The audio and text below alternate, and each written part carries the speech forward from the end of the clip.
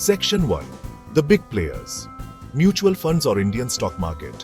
Mutual funds का influence Indian stock market में बढ़ता जा रहा है। रिटेल इन्वेस्टर्स के लिए अब यह सबसे पॉपुलर इन्वेस्टमेंट ऑप्शन बन गया है।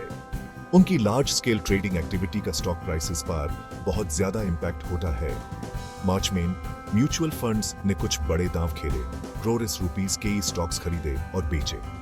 इन मूव्स को समझना इन्वेस्टर्स के लिए वैल्यूएबल इनसाइट्स प्रोवाइड कर सकता है। ये ऐसा है जैसे गेम सीखने के लिए प्रोज को देखना। म्यूचुअल फंड्स बहुत सारे इन्वेस्टर्स से पैसे पूल करके काम करते हैं। इससे एक लार्ज कॉर्पस बनता है जिसे प्रोफेशनल फंड मैनेजर्स मैनेज करते हैं। वो इन्वेस्टर्स के लिए रिटर्न्स जनरेट करने के लिए इस पैसे को स्टॉक्स, बॉन्ड्स और दूसरे एसेट्स के डाइवर्सिफाइड पोर्टफोलियो में इन्वेस्ट करते हैं।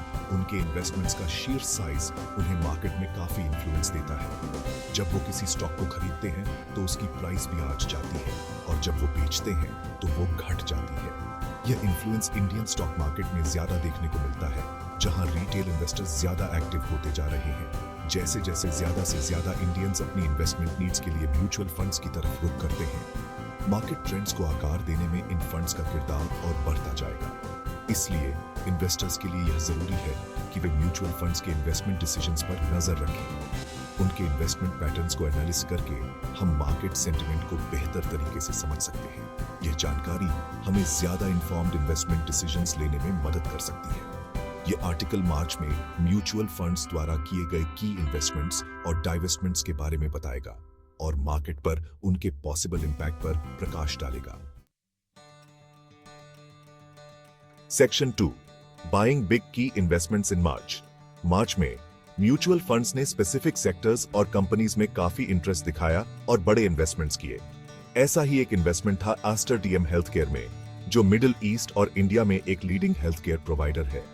हेल्थकेयर सेक्टर के बढ़ने के साथ इसके ग्रोथ प्रोस्पेक्ट्स पर भरोसा दिखाते हुए म्यूचुअल फंड्स ने कंपनी में अपना स्टेक काफी बढ़ा दिया।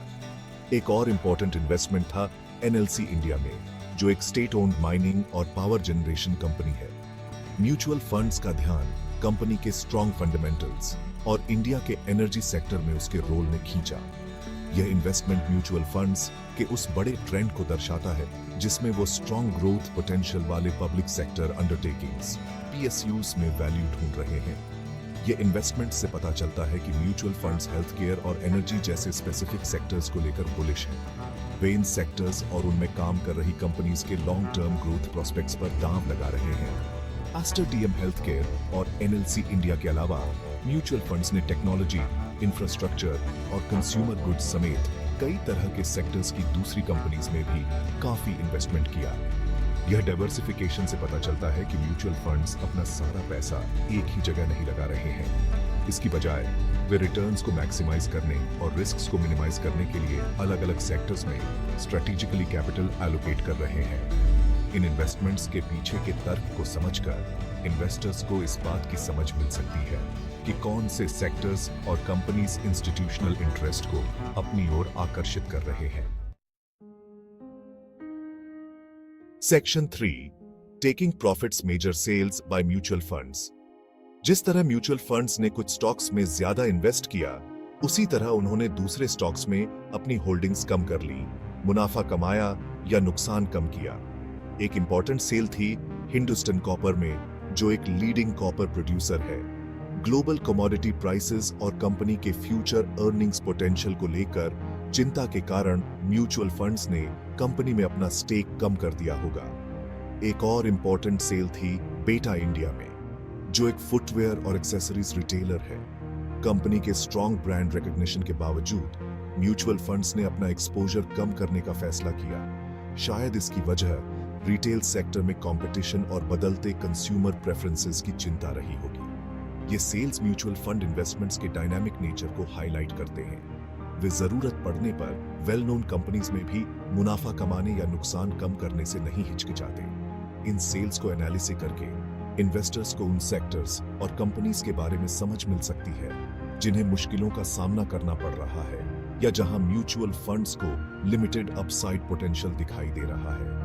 यह याद रखना जरूरी है कि म्यूचुअल फंड्स कई फैक्टर्स के आधार पर इन्वेस्टमेंट डिसीजंस लेते हैं, जिनमें macro economic conditions, industry trends और कंपनी स्पेसिफिक परफॉर्मेंस शामिल है। Section 4, reading the tea leaves, analysing the impact.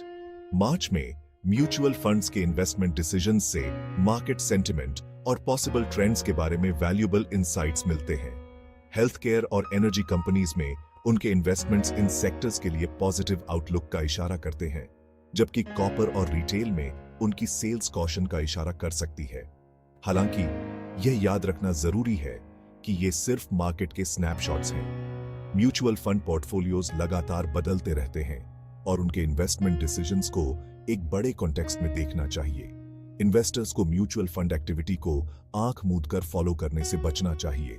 अपने लिए पूरी रिसर्च करना और इंडिविजुअल इन्वेस्टमेंट गोल्स और रिस्क टॉलरेंस पर विचार करना जरूरी है। इंडियन स्टॉक मार्केट कई डोमेस्टिक और ग्लोबल फैक्टर्स से प्रभावित होता है। अपनी ज्यादा मार्केट प्रेजेंस के साथ म्यूचुअल फंड्स इन ट्रेंड्स को आकार देने में एक इंपॉर्टेंट रोल निभाते हैं। उनके इन्वेस्टमेंट डिसीजंस को समझना वैल्यूएबल इंसाइट्स प्रदान कर सकता है, लेकिन इन्वेस्टर्स को हमेशा अपने एनालिसिस और रिस्क एपेटाइट के आधार पर इन्फॉर्म्ड डिसीजंस लेने चाहिए।